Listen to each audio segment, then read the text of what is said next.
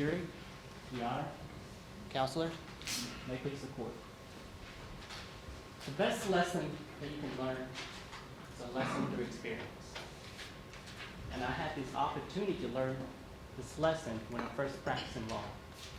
And I learned this lesson faster because a judge taught that to me.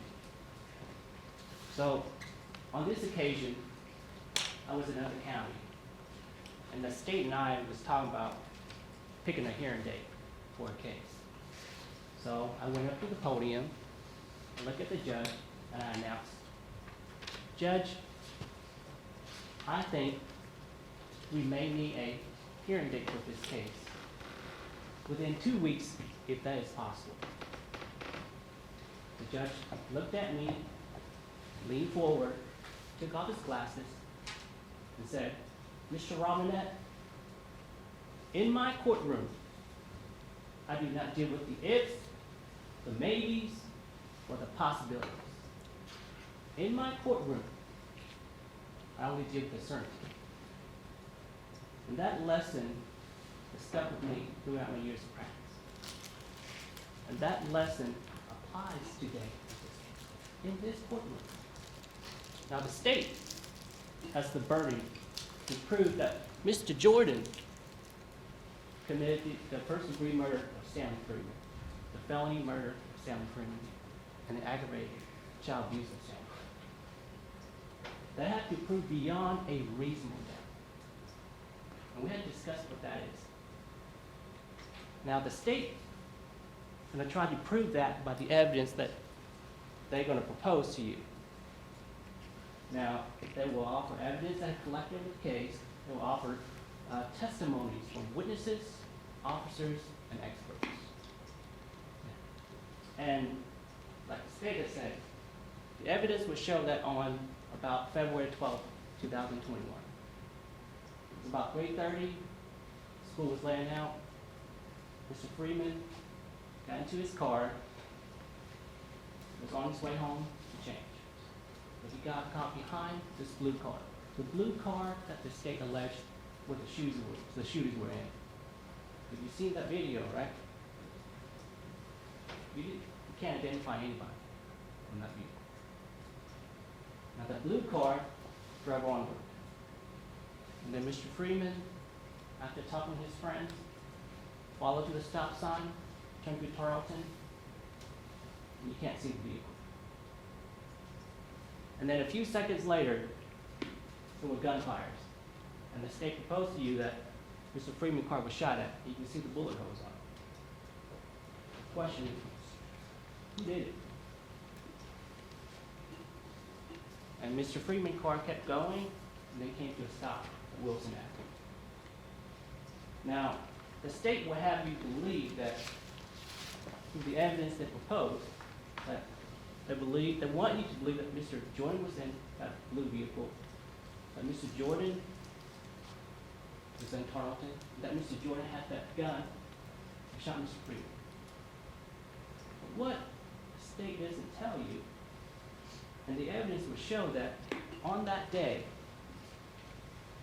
there were a lot of witnesses. And of all those people, no one could identify Mr. Jordan as being in the vehicle.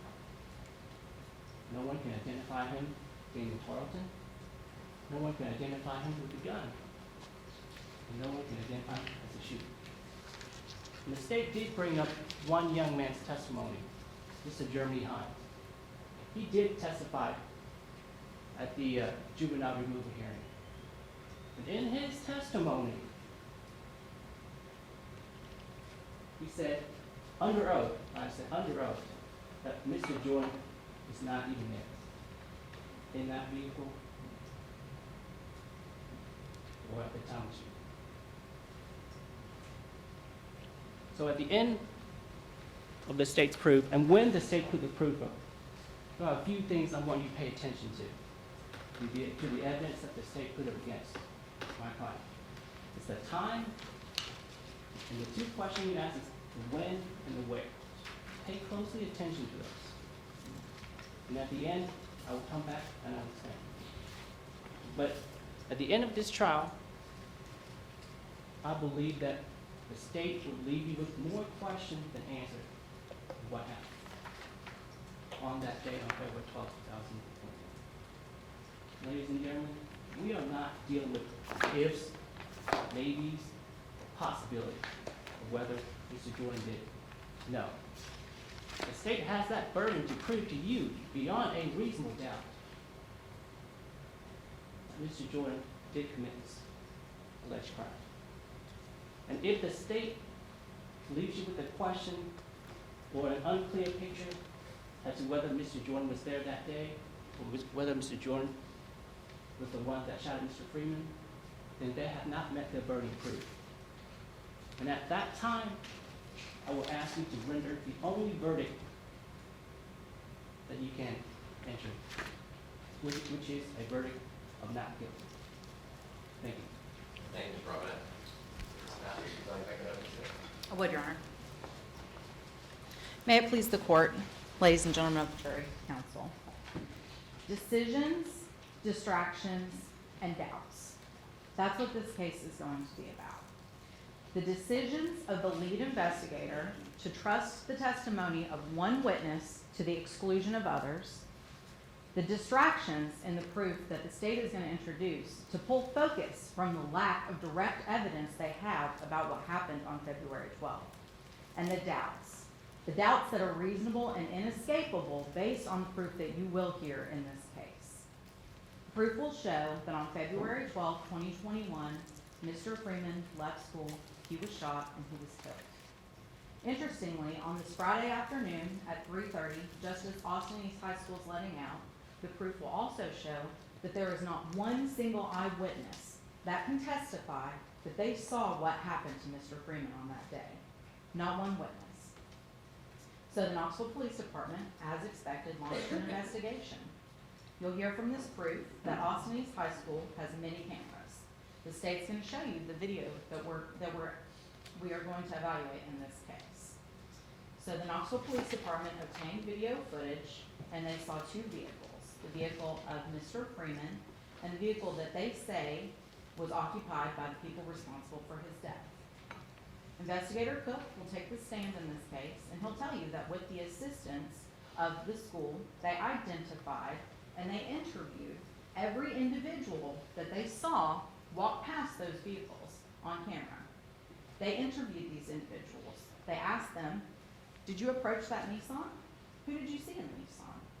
And you'll hear from Investigator Cook that each and every one of those individuals told them a different story about who they saw and what happened on that afternoon. Now, after they evaluate these videos, after they talk to these individuals, Investigator Cook made a decision. He made a decision to credit the testimony of one witness that's going to be very important in this case, Germany Hines. That decision by Investigator Cook is part of what brought us here today. Now let's talk about distractions. The state is going to introduce proof in this case about events that have nothing to do with what happened on February 12, 2021. They're going to introduce social media posts about things that happened before, posts of things that happened after. We would ask you to focus on what the question is you're here to answer, which is what happened on February 12, 2021.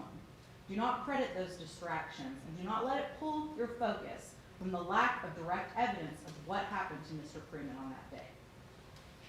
Lastly, doubts. We've already talked a lot about reasonable doubts. You're probably already tired of hearing about it, but we're going to talk about it a little bit more. The judge is going to instruct you at the end of this case as to what exactly reasonable doubts are. When you hear that instruction, you're going to hear things like use your common sense, use your reason, use your judgment, the experiences that you have in coming to conclusions. Reasonable doubts can arise from three things: a lack of evidence, a conflict in the evidence, and from the evidence itself. And we would tell you that the reasonable doubts are going to arise from all three places in this case. First, let's talk about the lack of evidence. The proof is going to show that the state has not one eyewitness that can tell you they saw what happened to Mr. Freeman. The state told you We tried, we looked for fingerprints, we did our best, but the fact remains, that proof is not there. The lack of evidence is going to leave you with reasonable doubts in this case. Next, let's talk about the conflict in the evidence. You will hear from witnesses and from the investigators in this case that they got conflicting after conflicting after conflicting account of who was in this blue Nissan that's so critical to the state's proof in this case. Conflicting evidence is going to leave you with reasonable doubts in this case. Finally, the evidence itself is going to be a source of reasonable doubts for you. You will hear they conducted an extensive investigation. Investigators which worked extremely hard. They obtained subpoenas. They had assistance from the FBI. They had assistance from the TBI. You'll hear they took swabs of 3 critical pieces of evidence in this case. The 2 weapons that they say are responsible for the death of Mr. Freeman, and that Nissan Altima that we're going to talk about this whole week. And those DNA swabs were sent off for analysis. You will hear from the testimony of a Tennessee Bureau of Investigation forensic scientist that the DNA they found on these 3 key pieces of evidence in this case was positive for not 1, not 2, not 3, but 4 different individuals. Touched those weapons, were in that car, touched the headrest on the driver's seat of that Altima. Reasonable doubts are present in the lack of evidence, the conflict of evidence, and in the evidence itself in this case. At the close of the proof, you will be left with no other conclusion than the state has not proven their case against Mr. Davis. And we will ask you to enter a verdict of not guilty as to all 3 counts of the indictment. Thank you, Ms. Mathis.